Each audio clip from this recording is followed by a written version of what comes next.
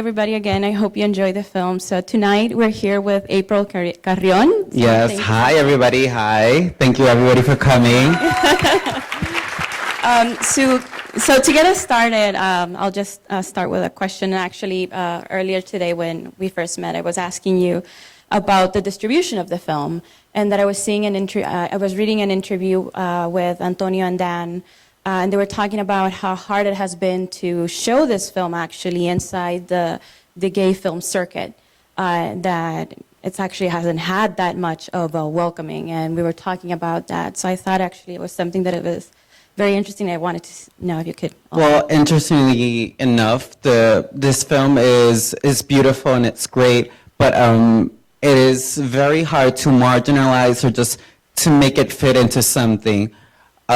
Because it's not a gay film, it's not a lesbian film, it's not a trans film, it's about a film about being queer, about celebrating everybody's diversity, and it's also not a foreign film because it's produced in the US, but it's based in Puerto Rico, so it's kind of hard to market it, I guess you could say. But it's been, I mean, we filmed, I don't know, like 5 years ago, and it's been showing like not even a year and something. So it's been kind of a hard put to show here and there. But everywhere we show it, we are thankful and grateful enough to have a great response and I don't know, it's been amazing, even though it's been kind of a hard thing to show. Well, one of the things, and I think it talks to the spirit of the film that you were talking about in terms of how it's a queer film, and also talks about the situation of Puerto Rico, that is where also in that in-between space, politically. That definitely, I mean, we are, I think it's the last colony that we exist over here, so it's just, it's all over the place, I guess, because we are being part of the U.S., but we're not at the same time, so it's just kind of in a weird space right now. Gender, political, economically speaking, I guess, just everything. It's just very vague, I guess. Well, I'll open it up now before I can have tons of questions. But does anyone have questions? Come on. In the back, oh, okay. I mean, yeah, that's the beauty of the film. I mean, we have 9 different subjects, and everybody has a definition of what trans is according to their situations or according to their experiences in life, you know. And that's the beauty of it. I guess you get to make your own assumption and your own definition of what trans is without disrespecting others, and you qualify it as it is. I mean, for instance, Pax does not identify as being a man or a girl. He just identifies as being somebody queer. And that's fine because that works for him.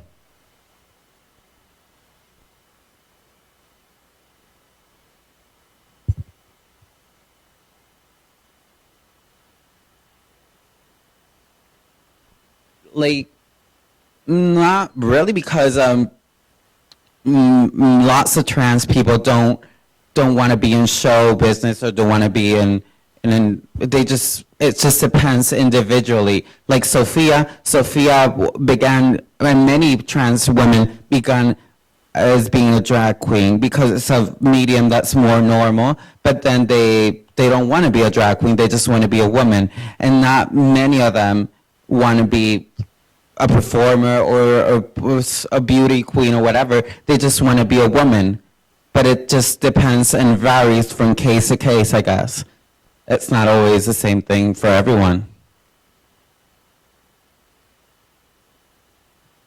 Yes. Thank you.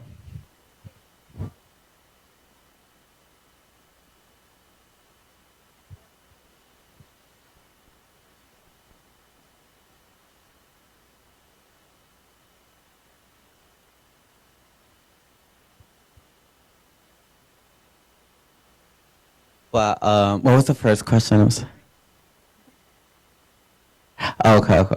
Well, I started into drag. I mean, first I didn't want to become a drag queen because I was afraid of not having a boyfriend, I don't know, being too feminine or whatever, and not being accepted in society. But then I am a student in art school, so I kind of began in that medium, and I once saw a drag queen and just blew my mind conceptually because, I don't know, he's being a girl, but he's not a girl. And it's just so fascinating, this illusion, this fantasy. So I got drawn to that, and I began doing lots of different projects about it. I did sculptures, photography.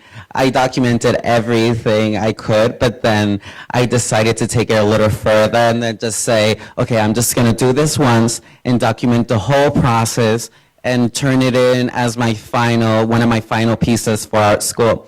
And then I entered a pageant, not a pageant, like a competition, like on the other side of the island, so nobody could recognize me or whatever. But I don't know, it went really well. I won the contest, and then they kept calling me back, and I'm like, no, I don't want to do it. It was just this one time. But then, I don't know, I just gave it a chance, and I don't know, 6 years later, I'm in RuPaul, so it's kind of great. And actually, being a part of RuPaul's Drag Race really opened my mind because I never done drag outside of Puerto Rico, so it's just completely different. Even filming the show, it's so different because it's not only a language barrier, it's just a whole different culture. And it's so funny because I think everybody kind of connects in that show in so little time, but I did get to make friends and kiki with everybody, whatever, but it's just a culture clash. And it's kind of a different kind of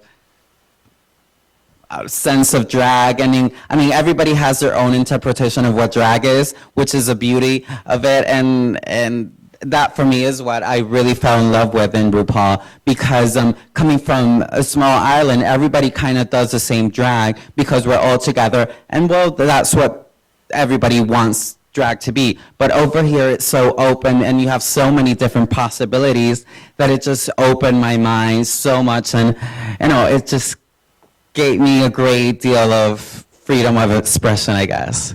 It's amazing. Love it.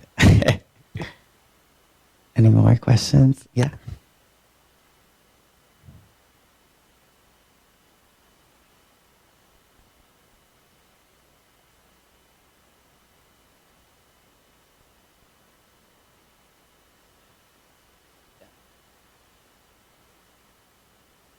Well, it's not a landmark, but it's just something, there is still going to be discrimination, even though there is a law. But I don't want to say it didn't change anything, but it kind of opened the forum for new possibilities and new things to come. But yeah, it was the start. It's not everything's not resolved or whatever, but it was the start, and people are getting more. The trans community in Puerto Rico is getting a lot of attention because of it. So let's just say it's a great start.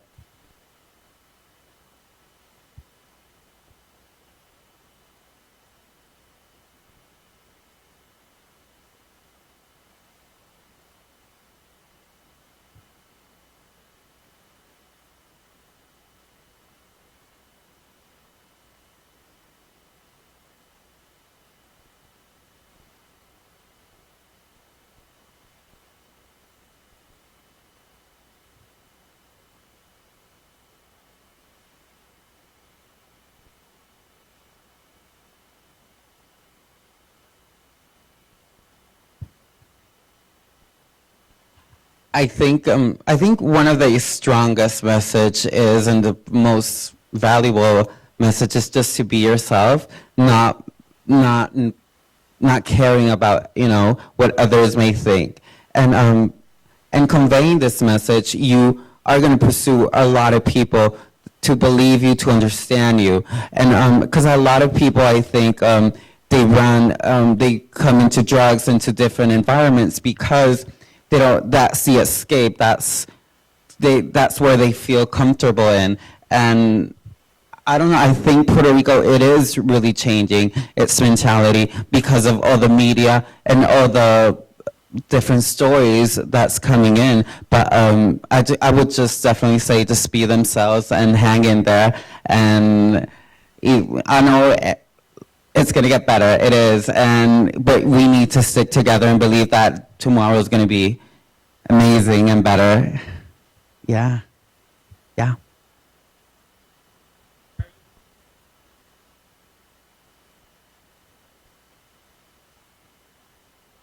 Okay.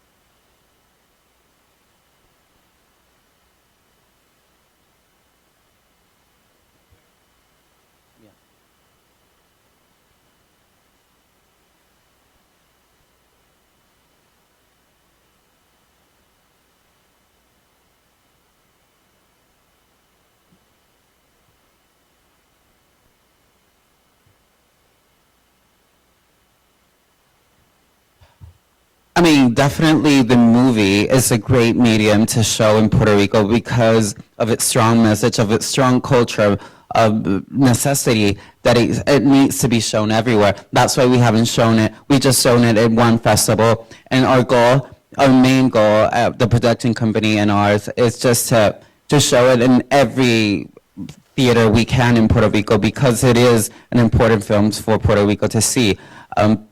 Regarding the educating gender equality, we've had, I think it was like 2-3 weeks ago, we've had a march against this, like you said earlier, and it's called La Perspectiva de Género, which is a program educating people, educating our children from, I think it was first grade to all the way to till they graduate from high school.